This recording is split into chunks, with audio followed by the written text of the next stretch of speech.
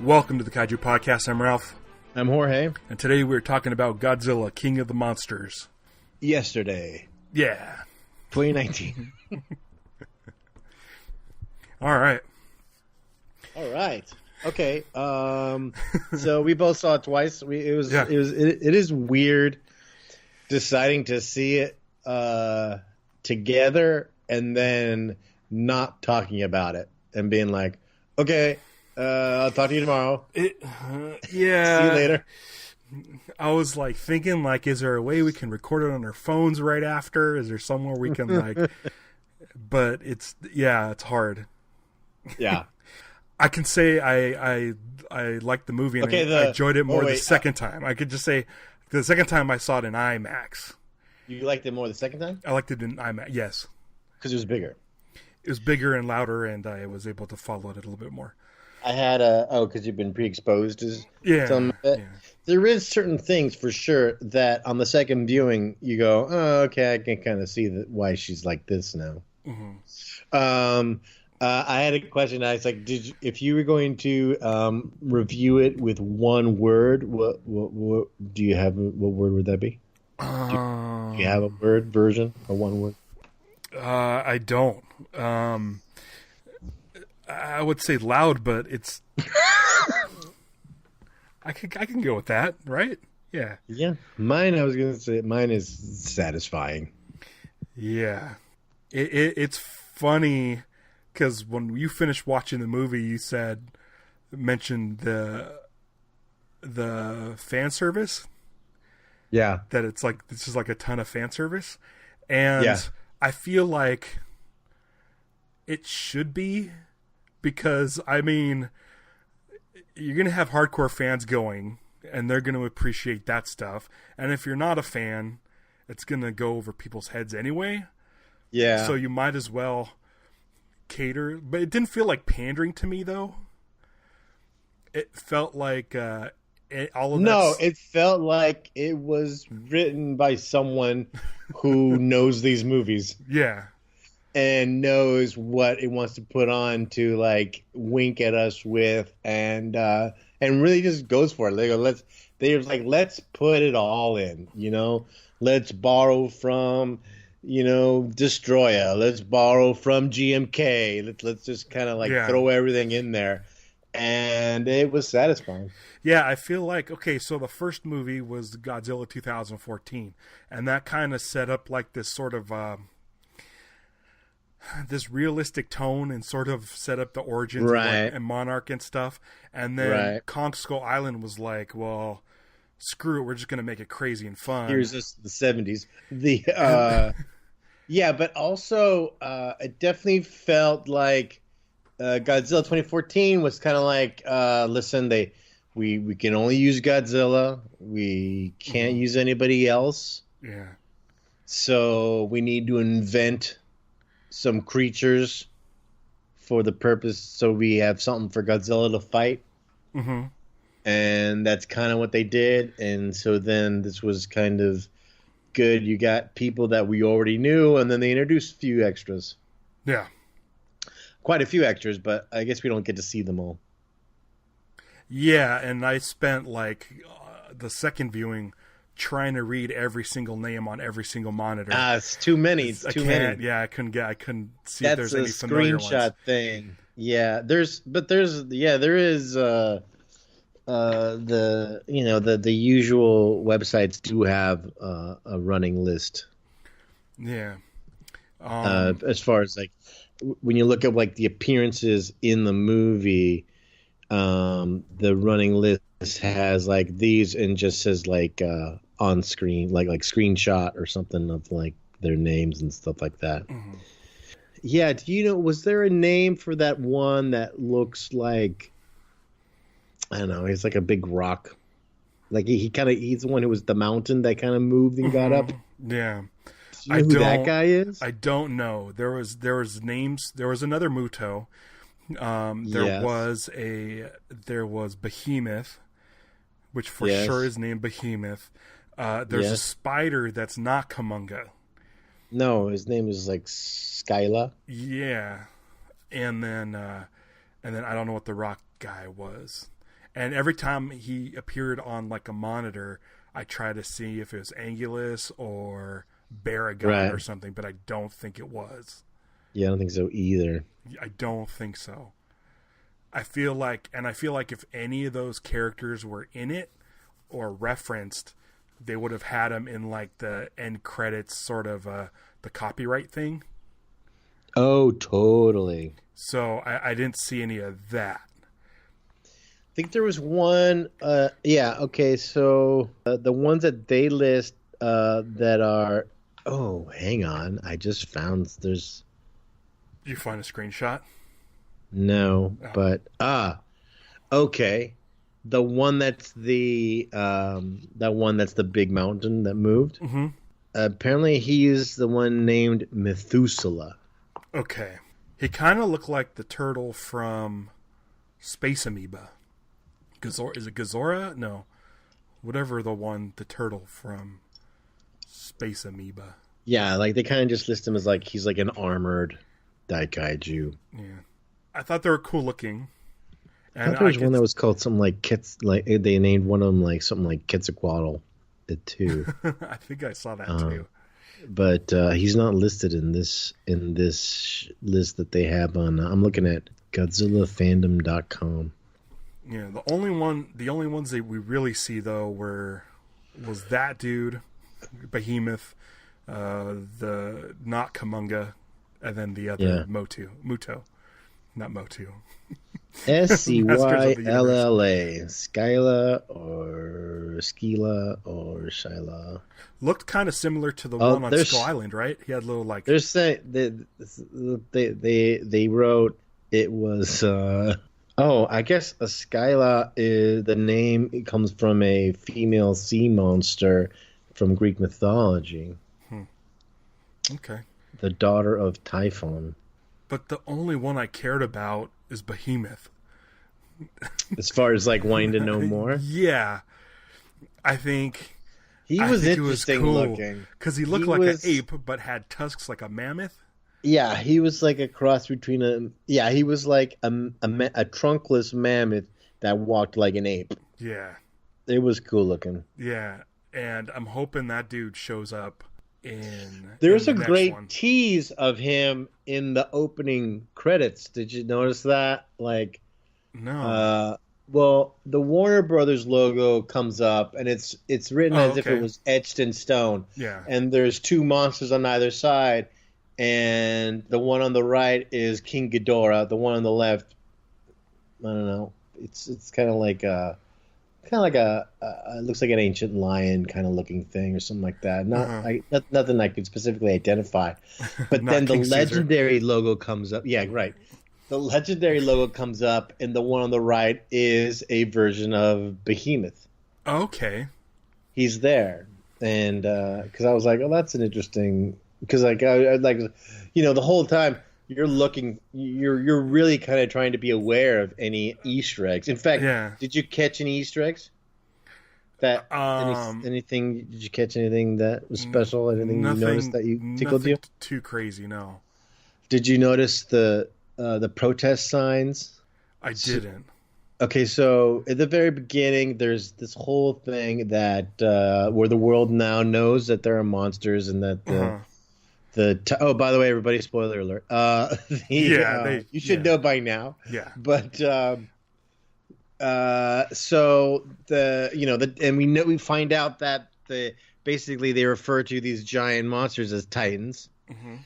And there's a lot of protests of people who basically want them killed, and a lot of people carrying signs that say "Destroy all monsters." Oh, really? I didn't notice that. Yeah. It was pretty great. I'm kind of hoping like if we get a movie after Godzilla versus King Kong, that they do destroy all monsters. I think that would be the next logical one to tackle. It is a pretty good step in that direction to go there next. Yeah. And with Destroy All Monsters being already established as a protest sign, it could be like that gives you the germination of a place to start for sure. Yeah. What's funny about this movie too is they Like, we had speculated that we were going to get a teaser for Kong. Yeah. Like a post-credit things. But they have Kong in this so much. Like, they refer to Kong and Skull Island so much. And then there's another one, I think Stone Mountain? Did you hear them mention Stone Mountain at one point? I wanted to know what that was, because they were talking, it was later on when all of the Titans were waking up, and they mentioned that there was activity on Skull Island and Stone Mountain. This is just them talking? Yeah, they were talking. In the movie. Because, there's, at the end of the movie, during the closing credits, there's tons of teasers for, Godzilla versus King Kong, it seems. Because there's all the news articles coming up afterward, and it starts saying a lot about how it seems like beneath Skull Island is where a lot of these Titans are coming from, and then there's the cave painting of Kong and Godzilla. Oh yeah, that was great. And then there's also one of the things that was at the end credits was they mention an egg. Yes, some new egg.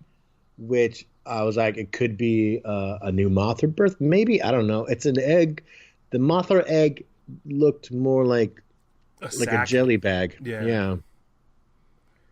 So I don't know. Maybe. Well, I mean,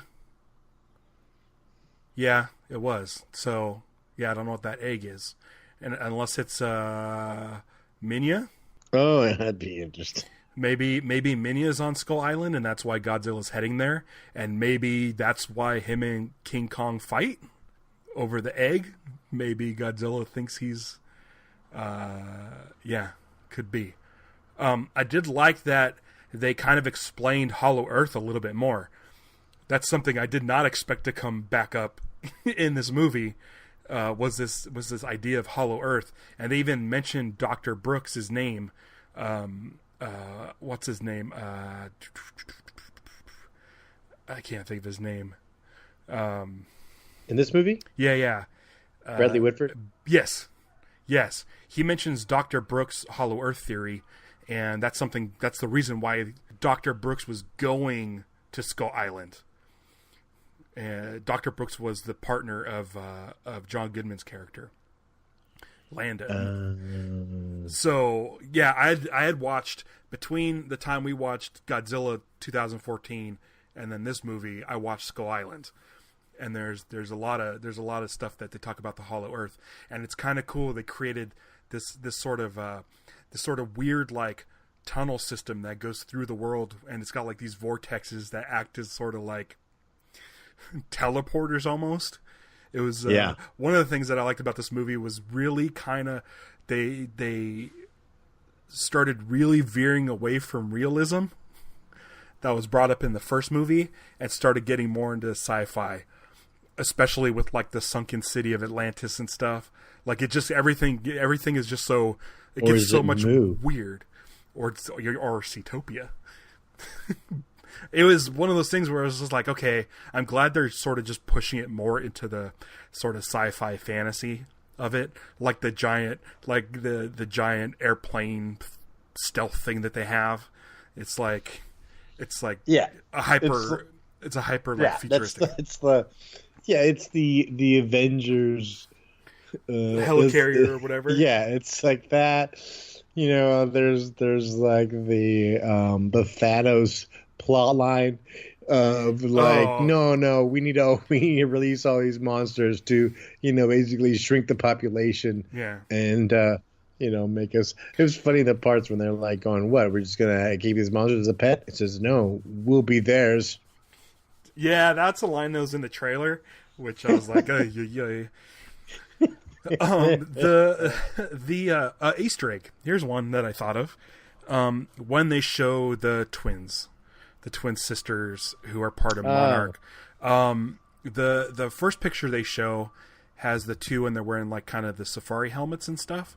Yes. On the bottom left hand side, it says Monarch, and then it says Infant Island, which I thought was cool. That's the original Mothra was from Infant Island. Yeah. So that was kind of neat. And I liked this might be stupid, and I don't know what this says about me, but the first time I saw it, there's the scene where Mothra is hatching from the cocoon under the waterfall, and there's that scene with Joe Morton, and he says like Dr. Ling, Dr. Ling, and he goes out, and it's the twin of Dr. Chen.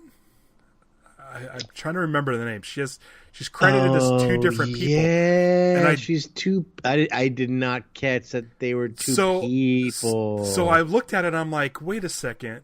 When I watched it the second time, I'm like, wait a second. They made a big deal about this scene. And when I watched it the second time, and she takes her hood off, her hoodie, she has long hair. Oh. And the other one in the ship with our heroes has short hair. I felt it was weird that like she left and came back. Oh man. Yeah.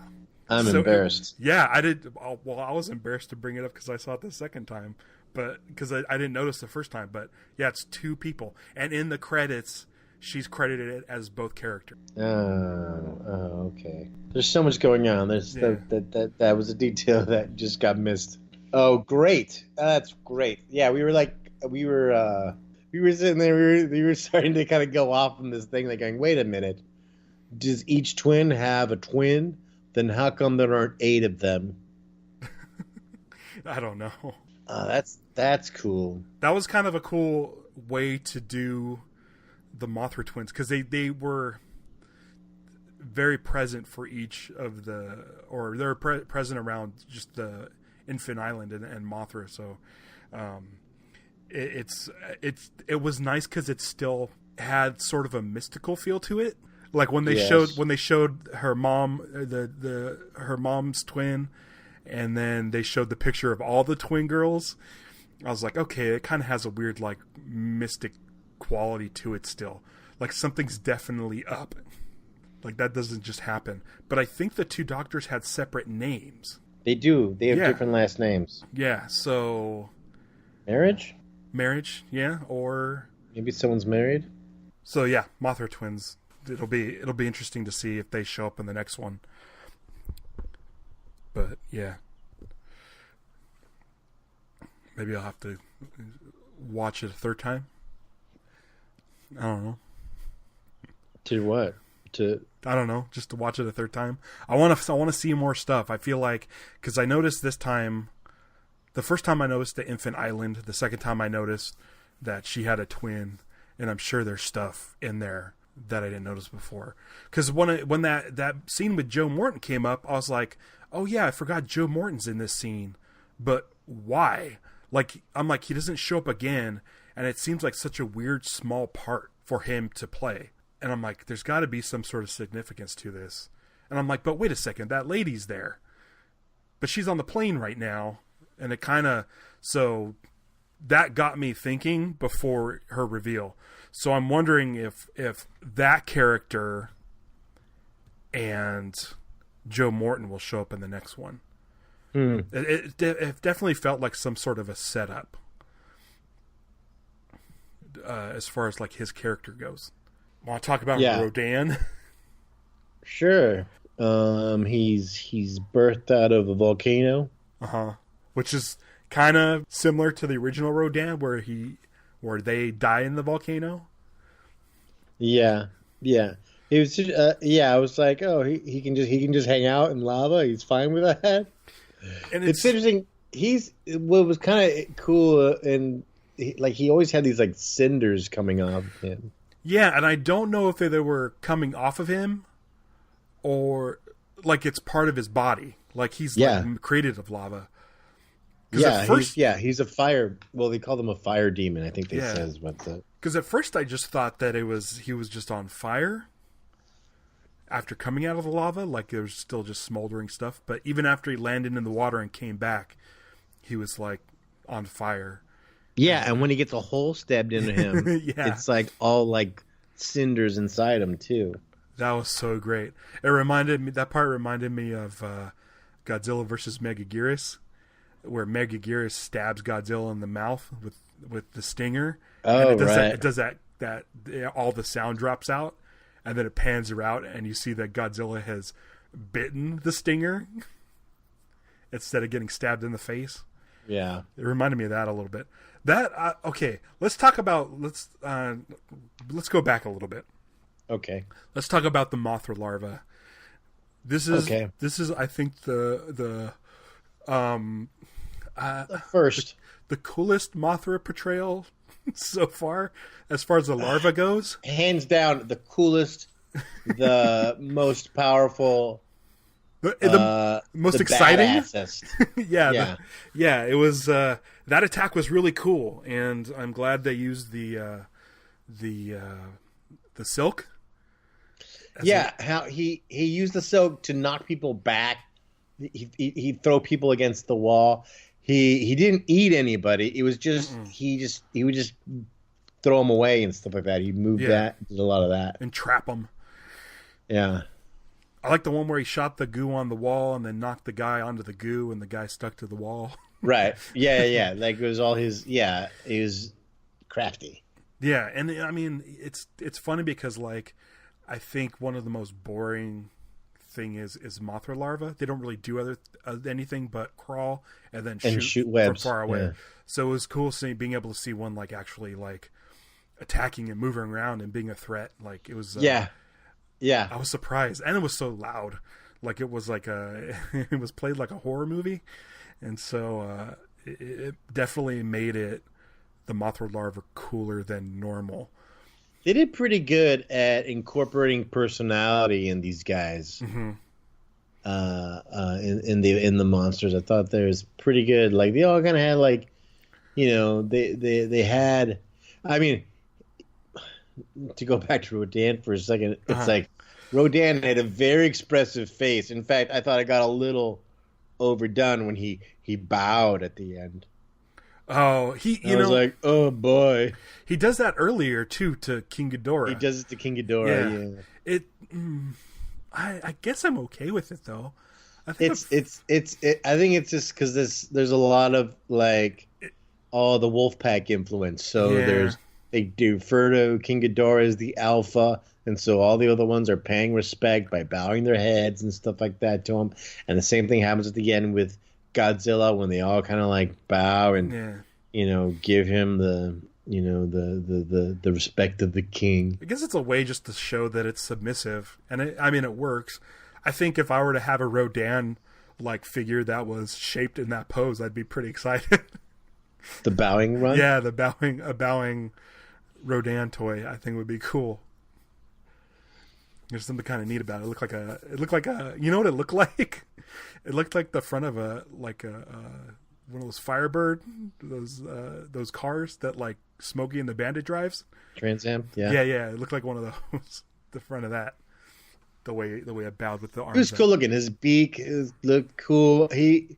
His dogfight with the planes. It's my favorite sequence.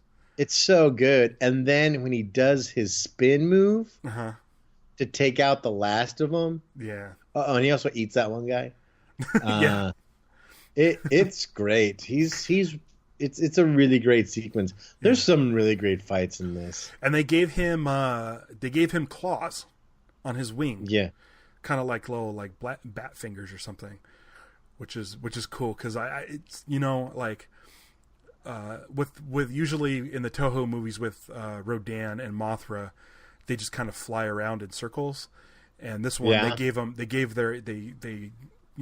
things to grab onto with, like the Mothra legs and are more like arms and legs in this one as opposed to just kind of like the little 6 ones hanging on the side. And but the Rodan design, I like that they kept the little horns on the back of the head, like it looked like Rodan, you got it, for sure. Like all of the silhouettes were definitely those characters, but he that dogfight was my favorite part, and the whole thing where they're being chased by Rodan towards Monster Zero. Like that whole sequence, I loved it because you have this countdown and he's just like barreling down, and they have that sort of like giant claw shot where you see the claws coming into frame trying to grab the plane. It grabs the planes. Yeah. And then but then pulling and then doing the nosedive and then having that wide shot of King Ghidorah and Rodan flying towards each other, both putting their talons up, was awesome.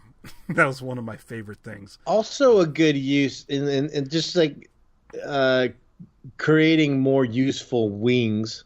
Also, same thing with King Ghidorah, where the way King Ghidorah's original design is, he's just a pair of wings, 2 tails, and 2 legs and 3 heads. Yeah, and no arms.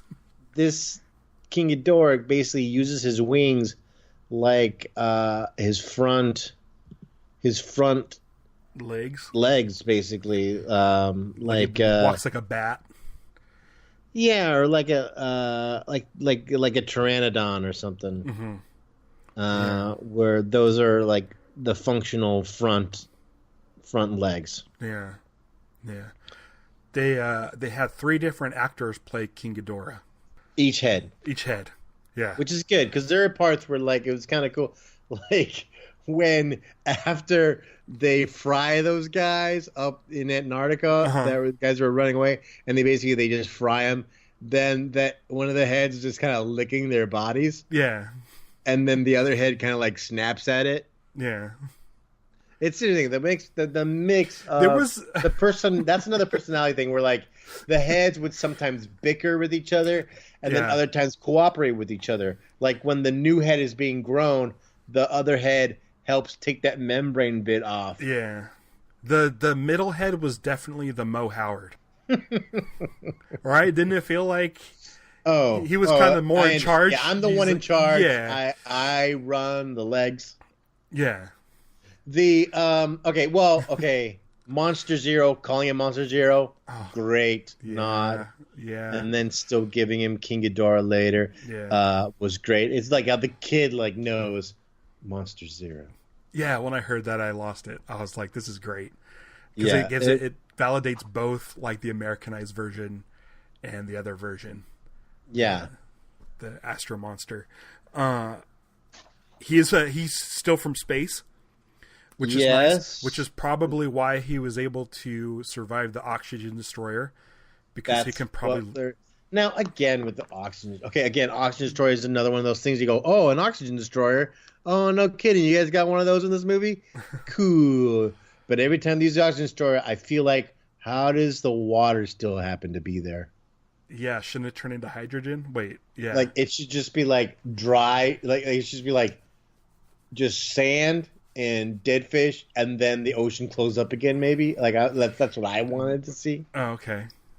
Like to actually destroy oxygen. Yeah. Including it would have to destroy the water stuff too. I was okay with it because they didn't dwell on it too much. And it kind of looked cool how they just had it in the rocket. Like it was interesting. But when he said we've constructed a weapon, I was like, oh shit, is Mechagodzilla in this movie? Oh, I wish. I mean, it's what I hope for, in that they keep on making these movies so we can get to that point. Oh, I want that. And I feel like Mechagodzilla is the next one to be in there. I was going to ask you, like, what is your wish list for like the next unannounced future movie, as to like who do you want to show up? Well, I mean, like obviously like Jet Jaguar and King Caesar, but that's kind of stupid to request because it's got to be Mechagodzilla. I feel like of all the I want a Mecha really bad. The like when the first time Godzilla takes off King Ghidorah's head. Yeah. I thought, let's make a mecha. And I'm still kind of holding out for it because like then there's also in the stinger scene at the end of the credits when the guy comes and there's like just the King Ghidorah head there. Yeah, and that's the one that we'll take it. And I was like, so we can make a mecha out of him. Yeah, that would be great. Or either that or I think they're gonna try and figure out if they can scrape out the bit that regenerates itself. Yeah, I think that's what'll happen. But okay, so I feel like of all the Toho monsters that people are aware of in the United States, I think Mechagodzilla is the one to go with. Like, I would like to see Angulus, but I mean, I feel like who are you gonna do that's gonna get people in? And I think Mechagodzilla would be it. Yeah, I think there's the other thing I liked was there's a moment when they talk about Godzilla being on our side. Mm-hmm. For now. And then she says, "For now." Yeah. And I thought that was a good kind of thing. Like it could be like a all right. So Mechagodzilla. In this universe, I don't see them going with it being an alien, unless it was an ancient alien creation that they discovered. Oh, I don't see them being something like aliens showing up and trying to pretend it's. I don't see that plot line happening. They're like, oh, why is Godzilla running amok? And then it turns out, oh no, we burnt his skin off. He's not really Godzilla. Maybe in the 5 years where they didn't know where Godzilla was, maybe they're in the middle of constructing it, and it would be cool to bring back Aaron Johnson to pilot it. Like, they would have brought Mechagodzilla in this one, but he wasn't ready yet, and then Godzilla returned. So now you can bring back Aaron Johnson from the first one, the guy who played Ford. Right. Yeah. Right. I think if they can make it that essentially it's like the way to fight the monsters, we had to make our own. Yeah. It's very Pacific Rim, but Godzilla has a way to do it. Can say, hey, well, we kind of did it first, so yeah, you can forgive us for that. Oh yeah, for sure. Yeah.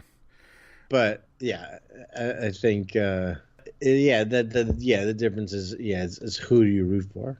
Yeah, until they team up. Oh, okay. So, all right. So, the underwater city. Yeah. There's a moment when the drone comes up and you see Godzilla is sitting there in the distance, and there's these like silhouettes of like looks like people. Yeah, I thought it was a guy at first. Yeah, I thought that was going to be people who live down there. Uh-huh. Did you notice those statues too had like people bodies, and some of them looked like they had Godzilla heads? Yeah, they did. They had Godzilla heads. Yeah, and then I was like, oh wait, because then you see them, they're like holding like a spear thing, mm-hmm. And then later when Ken Watanabe's there, you realize, wait, oh, these are giant statues. Oh, okay. So they're giant people? No, I think it's just. I think it's just like. I don't know. I think it's just people who worship Godzilla, making Godzilla idols for the Godzilla temple. Essentially. Okay. That scene was my favorite scene in the movie.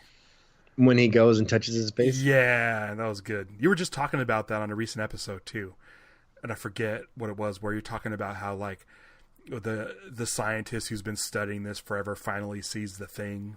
Gets to be right. And just him coming up and calling him an old friend. Like I was like, oh, this is so good. Yeah, there's definitely like this thing that's like because both him and Sally Hawkins' character die in this one. Uh-huh. So I was like going, oh, so what's gonna happen is like you get one more movie and then we kill you. So then it's like in the next movie, it'll be like, oh, now all these people are gonna die. The ones that make it to the next one. Yeah. Well, that's why I was wondering about Joe Morton. Like he maybe having that kind of Serizawa type of role in the next movie. Because I still think it's really strange that he was in this movie for like just that one, like 2-minute scene. But that Serizawa scene is my favorite scene in the movie, and I like that Godzilla woke up and looked back. I thought the bomb looked cool. It reminded me of the bomb from Beneath the Planet of the Apes. Was that the second one? Where they worship the right. bomb. Yeah, and it's all like super shiny chrome, and had that neat like analog, look like a measuring tape as the timer. Oh yeah, that was cool. Yeah, I liked all of that. The only thing I needed was for Ken Watanabe to have an eye patch for his sacrifice, because it reminded me of when Serizawa took the oxygen destroyer in the first Godzilla. That was my favorite scene in the movie. All right. When you say Joe Morton, who are you referring to? I'm very confused. You keep referring to Joe Morton was Miles Dyson in Terminator 2, and he was Cyborg's dad in Justice League. Okay. He hasn't existed in these movies yet. No. Okay. He was just in that Mothra scene. So you're referring to the actor who calls her in the rain. Yeah. Okay. Yeah. Because I was like, did I miss this guy in the previous movies? No. Okay, but you know who I'm talking about, though, right? He's Miles Dyson in Terminator 2, the guy who creates the Terminators. Oh, okay. By the way, did you see that Terminator trailer? Oh, yeah, of course. We were there together. Dude, how many trailers did they show? They had to have shown at least 10 trailers. It was a lot of trailers. Oh, so you're just saying because of who he is, that it's like, hey, will you do this? We promise we're gonna bring you in for this other thing later. Yeah. Okay, I buy that. All right, let's just kind of take, because like we like the fights. Mm-hmm. We know we like stuff, and we're gonna get into that stuff. Oh, okay. Well, hang on. Wait, hold on. Okay. Okay, I was just looking up Kong, Godzilla versus Kong, to see if he was in it. He's not, but Lance Reddick is in it. Oh, wow. Cool. And Kyle Chandler and Millie Bobby Brown. So Kyle Chandler. Okay. So they're probably going to die in this one. That one. It'd be hard to kill Millie Bobby Brown. I want to talk about stuff that either made us roll our eyes, or stuff that we're like going, I could have done without that. So we end on something the stuff that we really liked. Okay. You got any? There's the one thing and it was in a lot of trailers, and I know you avoided them. When Kyle Chandler says, "Oh my God," and then Bradley and the guy says Zilla, I can't.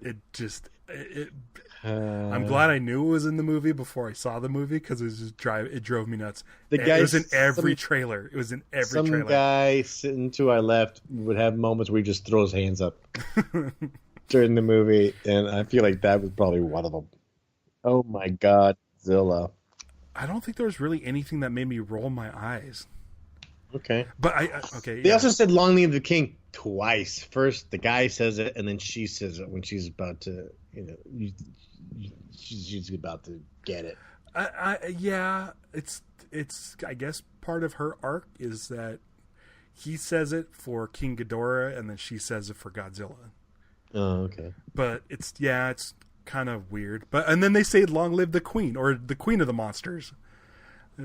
She refers to Mothra as Queen of the Monsters, which I never heard that before, but I'm okay with.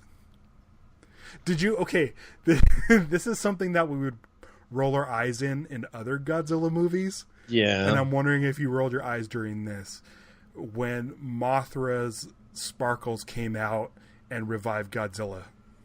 We've seen it before. I think it's in GMK. Part of it, the fact that we've seen it before, made us accept it.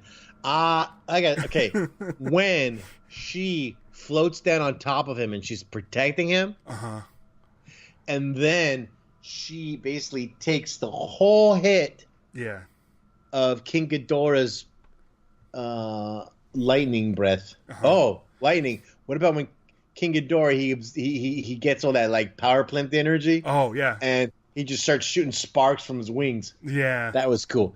But yeah, the way she takes that hit from the King Ghidorah heads is great. It's such a tough.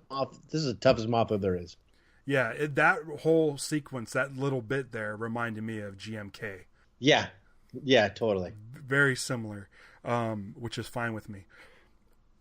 Because it was funny because I was like looking at them like, are they really going to do that? Have the little spirits go down into Godzilla? And I'm like, yeah. I mean, that's when I know like Mike Dougherty is a fan.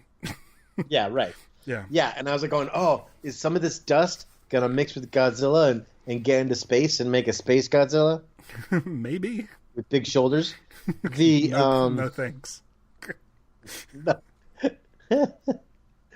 Yeah, okay. Hey, Godzilla is down there trying to regenerate with the radiation that's down in this hidden secret city. Seatopia. And says, here's what we're going to do. We're just going to blow a nuclear bomb in his face.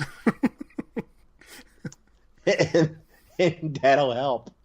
It's like so much. It's like it's in my, while I'm watching it, that whole moment in my head, I'm hearing da da da da da da da da da.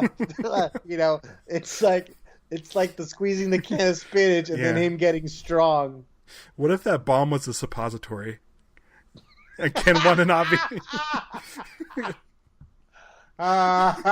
like, hey, my friend, don't look over here.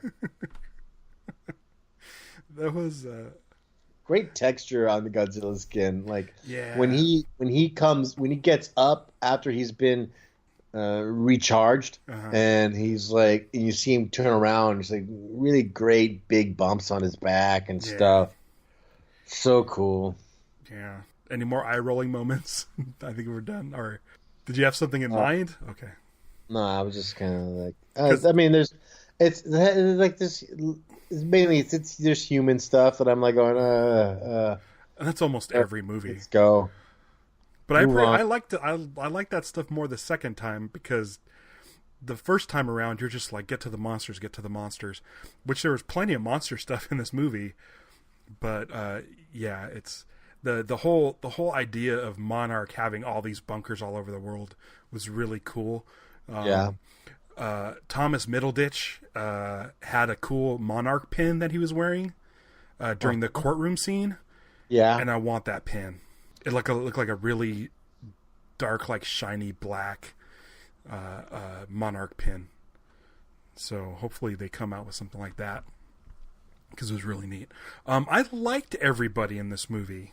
I didn't think I was going to like... Yeah, I didn't think I was going to like Bradley Whitford because of the whole Zilla thing in the trailers, but I really liked his character. I'm surprised that, I mean, in a different movie, they would have put him in like a tie-dye shirt or something. Oh, yeah. And they didn't have to, but he was still kind of that guy. Yeah, and it was like, oh, wait, is he piloting this thing? Oh, it was like, because he was doing the doors, working the doors and stuff, and then he's also recording everything, and he's also a doctor, and he also still wants to have children one day. Yeah, and he's crazy. He wildly speculates on everything. His speculations are out of control in this movie, and it's just for exposition purposes.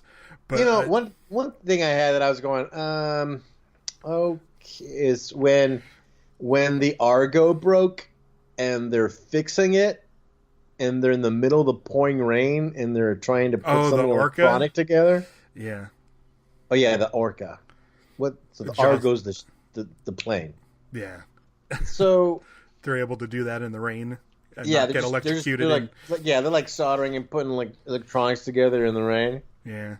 It was like give something for the humans to do while, we can cut away from the monster fight a bit or whatever to add tension. I kind of was hoping that the submarine could have made it Atragon, because I feel like the military, the ships and stuff were so advanced, they might as well have just stuck a drill on the front. Yeah. Also, the submersible, the little drones. Oh, the one that Sarawazawa's in. Yeah, the one man. Yeah, I like that thing. Submarine was really cool. Kind of like the Meg. The Meg one looks like Jetsons cars. These ones looks like Jetsons cars. It's just the Meg ones are colorful and bubbly. I liked that Rodan. We got to see Rodan's super winds power when he flew through the Mexican village. Yeah, that was just tearing the buildings apart. Like, it's one of those. Yeah, like the kid that they're holding on to the kid that's flying away. And it's one of those things where, like, when we see it in the movie, in the Toho movies, all where he's just kind of flapping his wings and buildings are falling over. Yeah, like, it looks silly. Stuff. But they kind of embraced that but made it like cooler, made it sort of like a, I don't know, backdrafty rooster tail sort of wind pocket that just like blasted the buildings to shreds. I thought it was cool that they did that because Rodan really doesn't have any powers. Like, that's his only power is is flying and beacon claws. Yeah, so they really leaned into the whole being able to knock over buildings with the wind. That spin move though is pretty good. Yeah, that's cool. It's fun. I liked where the whole when they're like, oh yeah, we're gonna go with him. Where Godzilla attacks King Ghidorah and like blows him backwards with like atomic breath, and then you cut to and you see the marching Godzilla and all like the jets and stuff around him as he's marching forward, and then there's the long shot of them kind of running at each other. Yeah. In that fight, and the way he's got his two hands like going for like two different heads or something like that. It's really cool. He gets his ass beat a lot by King Ghidorah. Yeah. Yeah. What I liked was there's a couple of things. The first was in Antarctica when you see the lights going up Godzilla's back, and you're like, oh, he's going to blast Ghidorah. And then Ghidorah dodges it with the two heads and then attacks with like the third. Like, I thought that was cool. It's like, oh shit, this is going to be tough because you're just like, oh, he's going to blast him with a fire breath at the end. And so that was cool. And then later, when Godzilla actually, the powered up version hits him and then actually blows Ghidorah back, it was like, okay, now we've got to fight. I like cool. That, the revved up sound. Yeah, and then it got to the point where you hear it off screen. Yeah. When he was like the super powered, like the meltdown destroyer version of Godzilla, and you just hear it off screen. Woo, woo, woo, woo. Yeah, and then it's so cool. Bradley Whitford. What was that? Well, I was thinking the first reveal of Godzilla underwater when they open the doors and you kind of see him there, like floating. Yeah, and then they do like kind of like a jump scare when suddenly he's like right next to us. Yeah, it's so loud. Yeah, it was cool seeing Godzilla swimming, but actually from underwater. Yeah, because we didn't see that in the last one. But I like that Bradley. So at first I thought it was kind of cheesy that Bradley Whitford says, "Oh, do a Serizawa, let them fight," sort of thing, and he's like, "I love." When I love when he says that. Yeah, it's like, okay, we already believe that you were around like, already. We know you saw the first movie. But then I liked the response.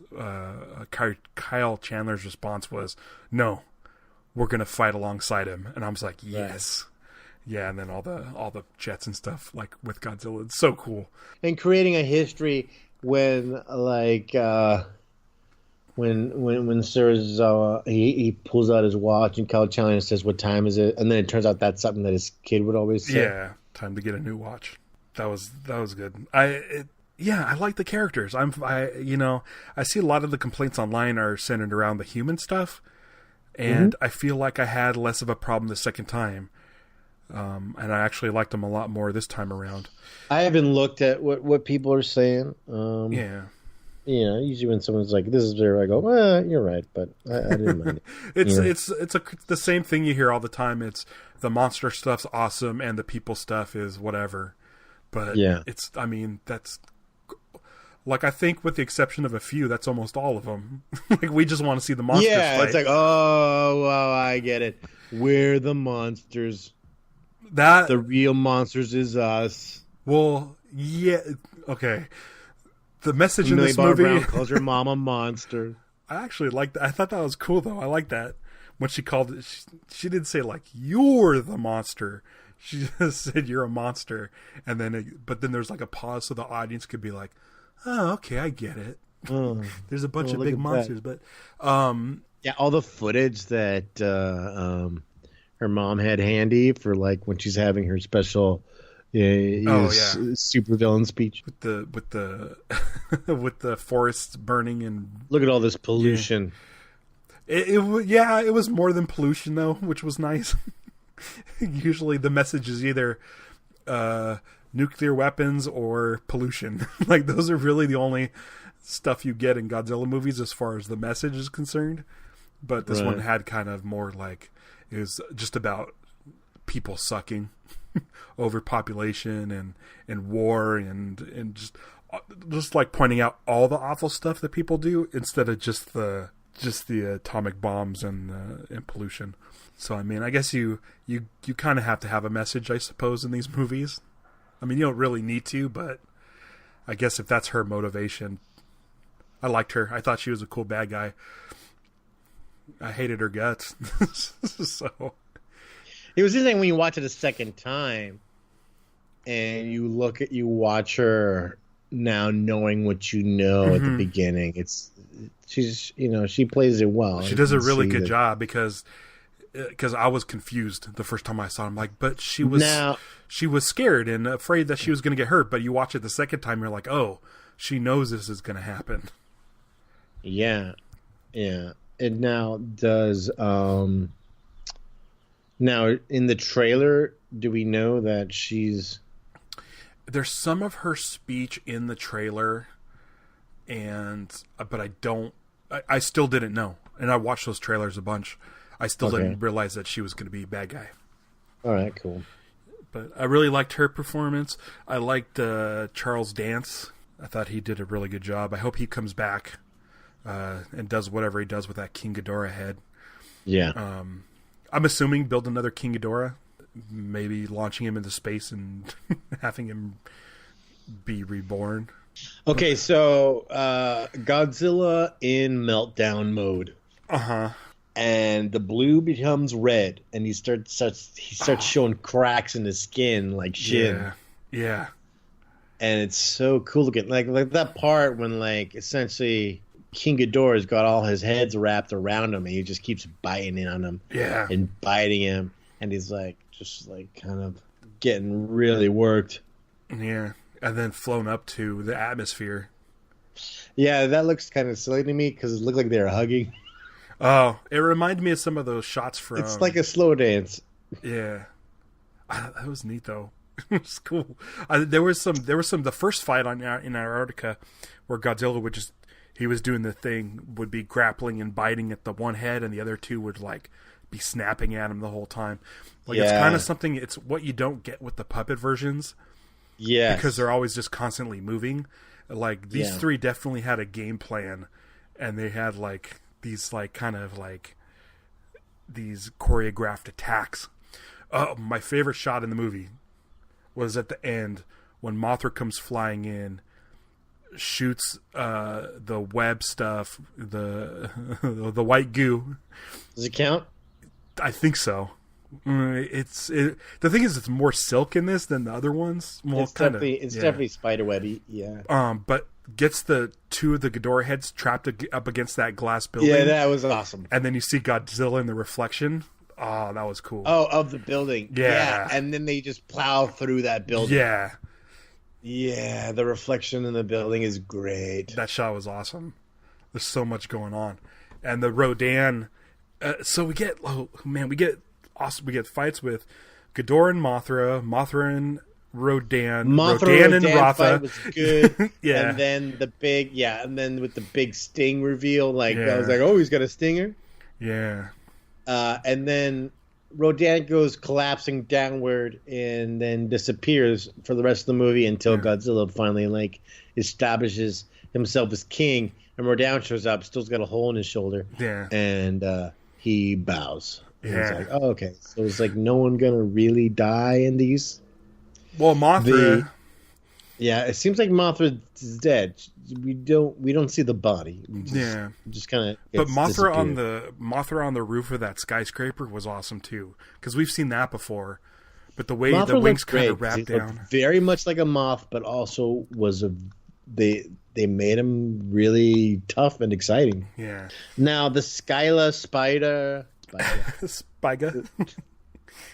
This guy, he's like his legs are kind of crab like. But like he also had these like kind of Cthulhu tentacles Yeah, it reminded me too. It reminded me of the bamboo spider, Yeah, bamboo. the bamboo spider on Skull Island. Oh, interesting. Remember it shot those things down and sucked up the guys? Yeah. So I'm wondering if it's like something along those lines. The big end, so Godzilla keeps basically blowing up into King Ghidorah. Yeah. And he doesn't blow up into pieces though, because then somehow he's just being able to let off that energy and not destroy himself. Yeah. Kind of like maybe the Muto's EMPs. Giant blast. Yeah. And giant blast, and he looks really tough with the red red cracks and stuff. Yeah. It was really cool.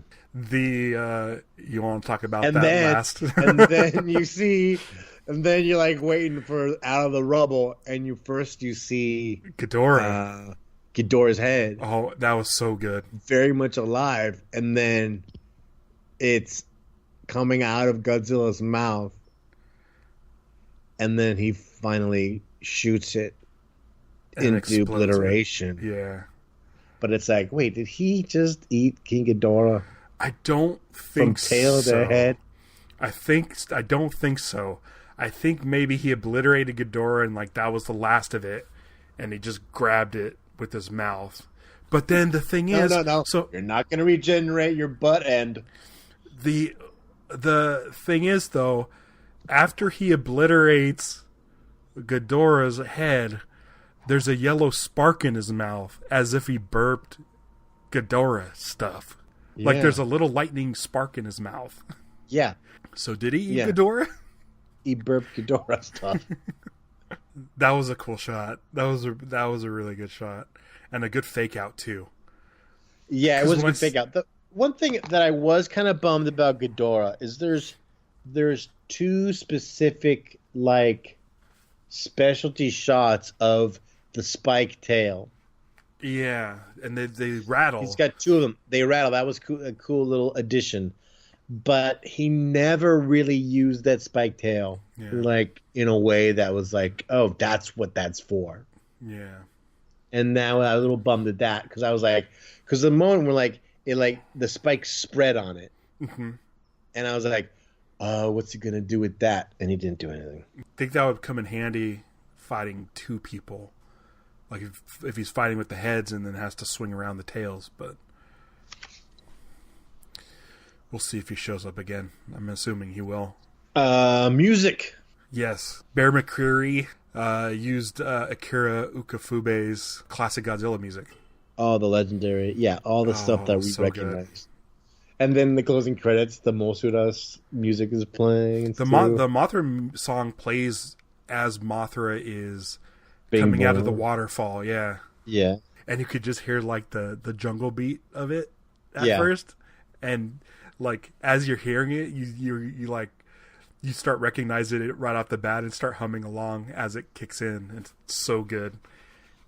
And then with her shot of her with her long hair, that whole sequence was awesome too.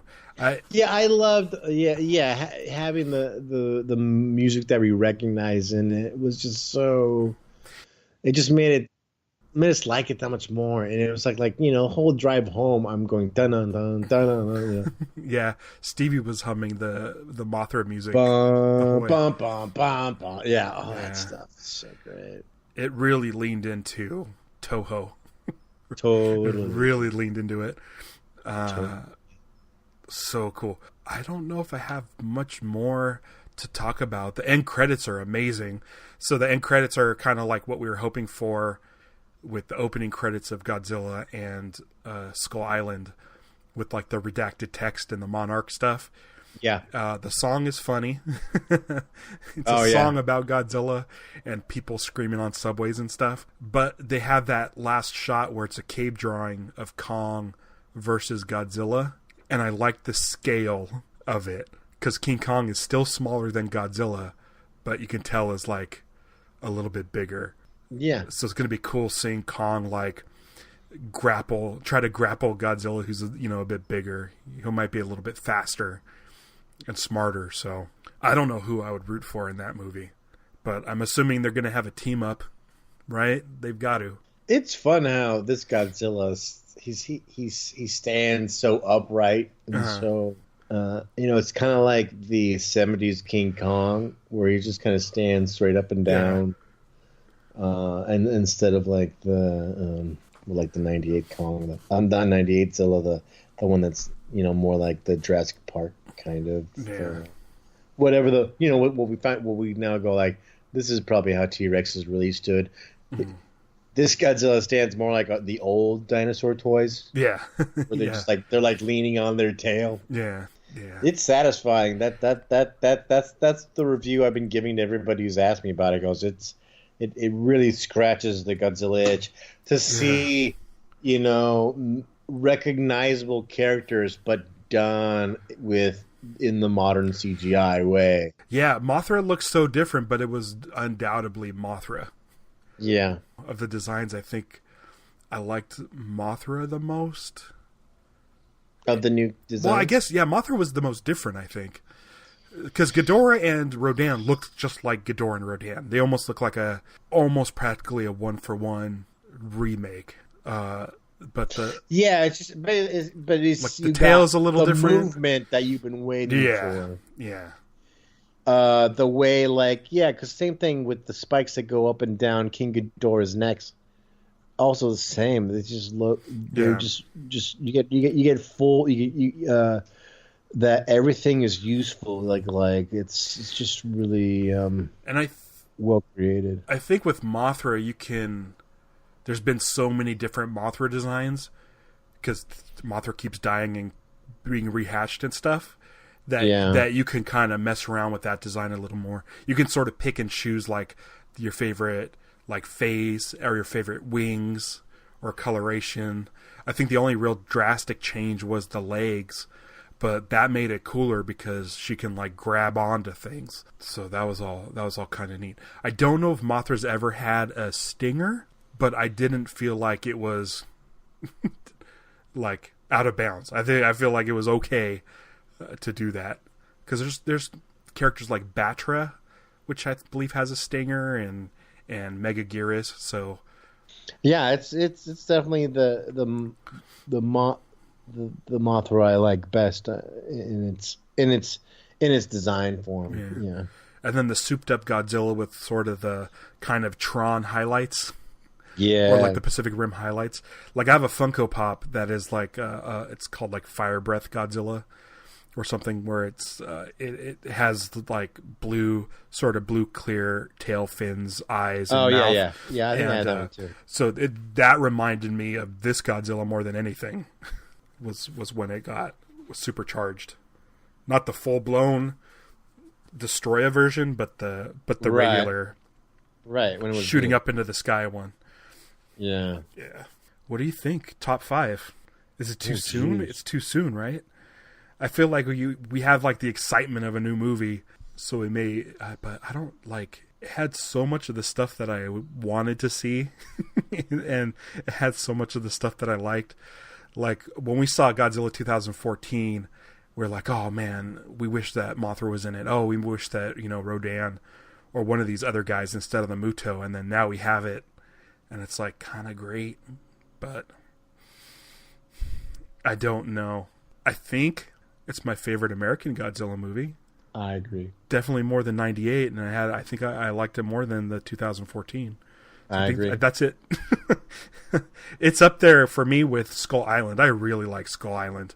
Yeah, me too. And I think between Skull Island's sort of mentality and the tone that they decided to go with, and the tone of this movie and what Mike Dougherty decided to do, I think mixing those together is gonna make Godzilla versus Kong pretty great. I don't have my list handy. What's number 5 in our list? Here, let me check. Is it Mechagodzilla? Let me check. It's on. You can go to kaijupod.com. Okay. Okay, number 1 is still Roseanne. Shit. Roseanne. Number 1 is Rodan. 2 is Monster Zero. 3, Frankenstein Conquers the World. 4, Destroy All Monsters. And 5, Godzilla vs. Mechagodzilla. No, You're still good, huh? Yeah, I think I'm the same. Mechagodzilla is still so strong, strong. Oh, I see. I'm looking at the Godzilla versus King Kong. Kong is like jowly in that promo poster. I haven't seen it. Oh, it's like he looks jolly. He looks like he's got a beard. Even I can send it to you. This just came out 2 days ago. That poster did. This new promo poster for Godzilla versus Kong. Oh, I don't know. I think that's his arm. What's his arm? Are you seeing what I'm seeing? I don't know if you're seeing. Maybe not. I just typed in Godzilla versus Kong promo poster, and the tagline for it is "One will fall." No, this one is the one that's King versus God. Okay, that might not be, because this is the first official, and this just came out 2 days ago. I thought that was a beard? I don't know, because I don't know what you're looking at. like he was asleep for 100 years. Rip Van Winkle. I don't even know what that is. It might even be mountains behind him. But that's next year. I think it's April, which is good. The sooner the better. And then hopefully it comes out soon. Hopefully it does well enough so we can get, I'm assuming, Mechagodzilla. All right, this is the one I'm talking about. Oh. Looks like he's got a beard. Like he's like a. I wonder if that's fan made. 5 o'clock shadow. You think it's fan made? Maybe. Because the IMDb one that says 2018 looks like it has logos at the bottom. It's from their, and it's the one that's in the IMDb gallery. Yeah, but he's got a beard to make him look older. Okay, toys. Yeah. Did you look at the toys? I haven't seen a lot of them. Well, there's the usual movie tie-in toys, kind of. They're a little small, like because for scale, the Rodan's it's kind of smallish by comparison, example. But there is also Bandai has 2019 vinyls. Really? Yeah. And there's the Rodan looks pretty damn good, as does their King Ghidorah. Oh, not the big, not the real expensive one. I'm talking about the one that's the vinyl. Okay, I think I've seen them. Oh yeah, it's like Bandai Monster Series. This guy, yeah, the King Ghidorah one looks pretty great. I like that Godzilla. Oh yeah. Oh, the one with the blue. Yeah, that's cool because I don't have one of those versions of Godzilla. The American version. The only Godzilla I have is the Destroya one. Oh, the orange one. Yeah. Yeah. So they did that Ghidorah's cool. Yeah, he's cool, and I think he's probably pretty big. Those wings come out really far. And there's also the Rodan one's not bad either. Isn't the one where he's standing with his arms out or his wings out? Yeah, but looks like he was wearing samurai pants. It's samurai pants. Yeah. No, it's just it's kind of like the other Rodan ones. Only he's got a lot more like his skin's a lot chunkier looking. Here. Are you sending it to me? That's the one I saw. No. I do have that guy though. This is the other version. Oh yeah. Looks like they made him very stable on his feet. Yeah, this one, the one you sent me. Where does this Rodan show up? I don't know. Probably Final Wars. He's got like armor plating. Yeah, it looks like he's wearing a samurai suit. Yeah, but I just kind of like look and I go, yeah, I do like the way Bandai does it. Yeah. Plus, it's kind of more uniform with your other ones. Yeah. Like if I had like this Rodan, he would go good next to my King Caesar. Like they just have like kind of the same quality and scale. Yeah. Man, they need to bring in King Caesar. It'll be so long before that happens. All right. You want to talk about next show? Sure. Next show, we are watching Mighty Joe Young from 1949. If Bill Paxton is in it, you're watching the wrong one. Yeah, we're watching that. We're watching that one. I think it's 1949. So I look forward to watching that and talking about it. And yeah, I'm excited. You'll be able to watch that over at kaijupod.com, and you can also see our big kaiju film list there, which is where, oh man, we've got a huge chunk out of the movies. It's crazy. And then that also have links to our Instagram, Facebook, Twitter, and YouTube, so check those out. Anything else before we take off? I really like this movie. It was good. Yeah, I liked it too. Yeah, so shit, man. Until next time. Well, that's hard. I know, I have nothing. I'm gonna go check out a Red Sox game. I am going to, man. Burn some bacon. Yeah, I was thinking. I recognize the toast and eggs. It's so weird because who goes and checks their email while they got Cooking? Stuff on the kids these days, Multitaskers. yeah.